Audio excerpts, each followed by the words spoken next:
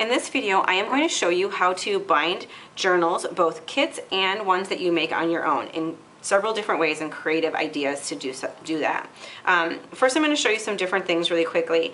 You have journals like this where they have a chipboard cover. This one is from Studio Calico, and they have a chipboard backing with pages in between. Or you have things like these chipboard covers right here where it has the holes pre-punched and it comes with a cover and a back, and you can either cut pages to go inside or just use it just like this. They have ones like this that don't actually have any kind of holes punched in it, which you could either use like a crocodile tool to create the holes in it, or one hole to put some sort of a ribbon as almost like a little keychain, lots of different things. So you have little kits that come like this that you can start with, or you can create your own little mini books by taking things like these envelopes and punching holes in them and making a little mini book full of little album or little envelopes and or papers like this that you can do with your own tapes and things like that to make your own binding mini book. And obviously you can use a lot of different things. You can use different rings. We have a lot of different kinds of ones, colored rings, metal rings in all different sizes. You can find tons of these all over the place at, even at office supply stores, and lots of different shapes and sizes. These ones from Seven Gypsies have words written on them.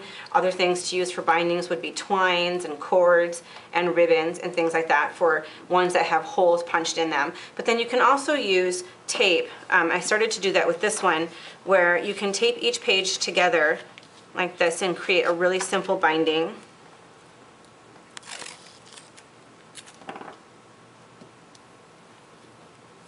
Oops.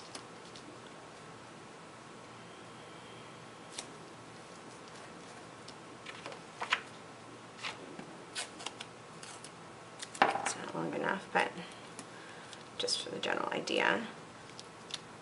And you can do this with any kind of papers or the envelopes or anything like that. And you wouldn't have to punch holes in it. And then you probably just want to put one on around the edge.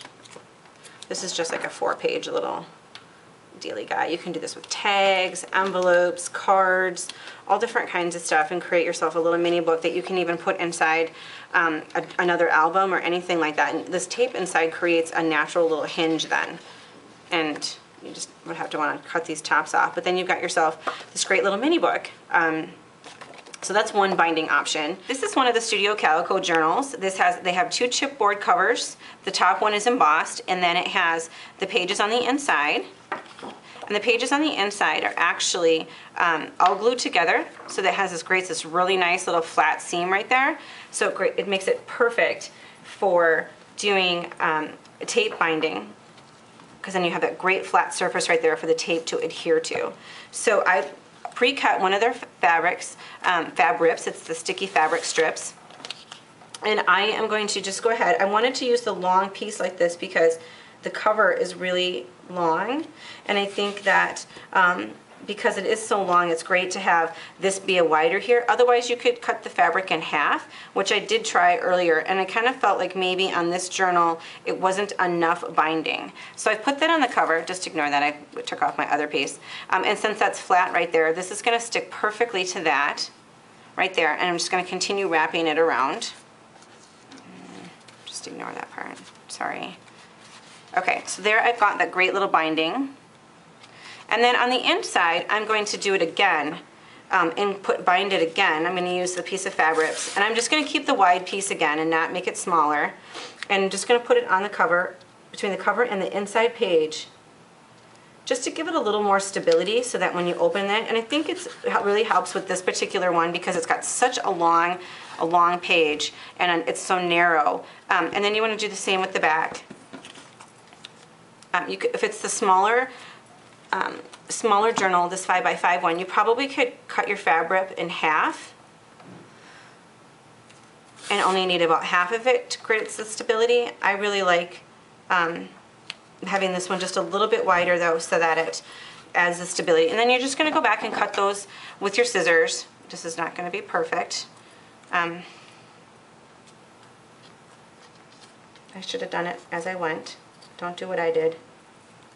So then you've got yourself a really great bound little journal, just like this. And you can do whatever you want on here. You could add more tape, you could paint it, you can use some of the plain ones. There's all different kinds of sticky back canvases and canvas tapes that you could use. All kinds of fun options for creating a binding. But I really like this wide binding on this long journal. Another really great option for binding mini albums are using these Tim Holtz ring binders. They come in both a small and a large size, and the Studio 490 makes a really great little kits that they meant to use with these products, where you have everything that you need to create a mini album. Actually, you can create 2 different mini albums. They have enough bindings and covers to do that using these specifically, which I'm going to show you how to do in a second. And one of the things that they recommend using is the sticky back canvas to use as the outside binding material. Again, you can use the fabrics from Studio Calico. Prima has some really great canvas cotton tapes. Some are in muslin, some are in canvas, and they come in varying sizes. This is just one package, but you have options then, and you can do all kinds of fun things with them. Or you can use a sticky back canvas. Both of these you can alter and do things yourself. So what they have on here for this is you're going to take one of these bindings. I'm going to take the big binding and use one of these, the rings, and they come with these little brads, and you're going to put it on there.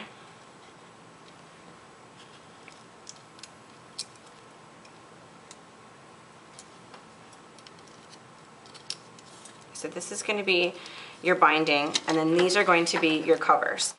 I'm going to use a Fabrics sticky fabric canvas to use as my binding, and I'm just going to kind of measure this really quickly. I can do an exact after I've laid this out.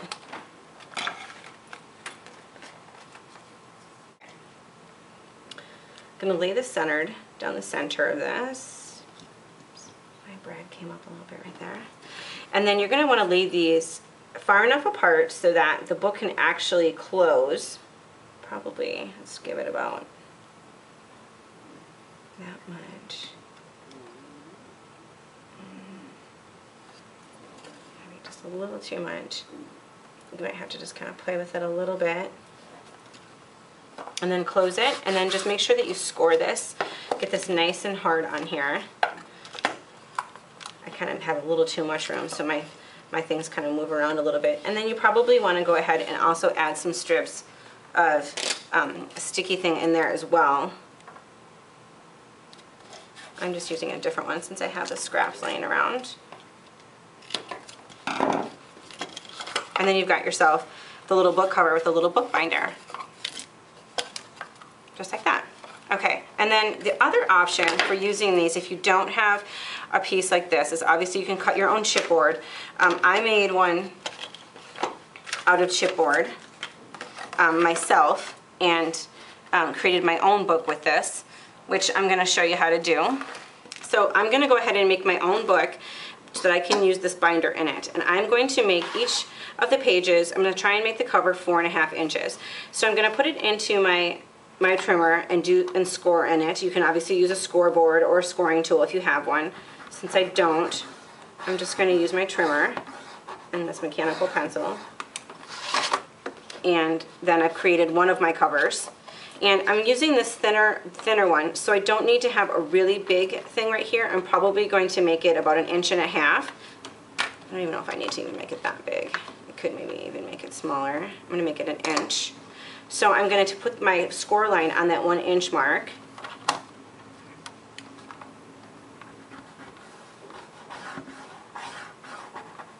And just score that.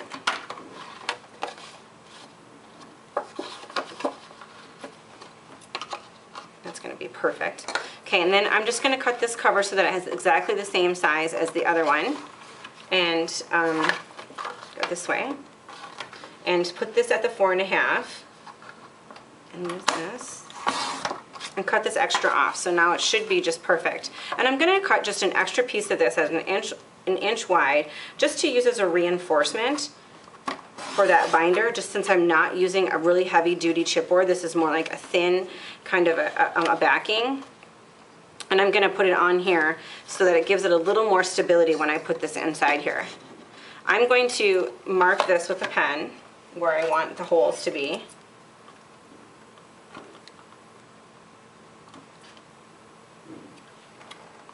and then use a crocodile to punch those holes because I don't have a hole punch. Otherwise, I'm going to use the really small, little hole punch on here. If you have a hole piercer, it might be a little better option. I don't know if you can see this.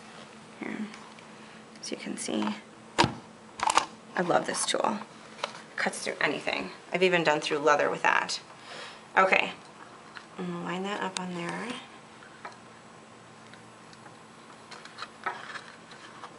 The holes are a little big, but these brads are really big. And stick that through there. And there, I've made myself a little book with the binder in the middle. You can obviously then cover this. You can cover it with another piece of chipboard on the outside, so you cover those up.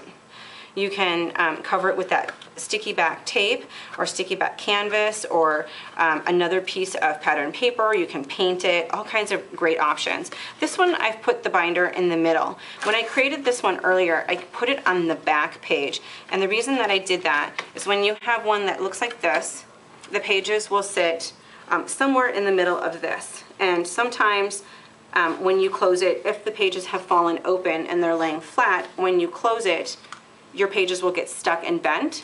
So sometimes in a binder, I like it when the binder actually sits on the bottom and then the cover comes and closes over it so that the pages can close and sit naturally horizontal, and then this comes and closes over the top of it, and then your pages are sitting nicely in there without a crease in it. So you can do it either way. It's totally up to you, whichever you prefer at that time.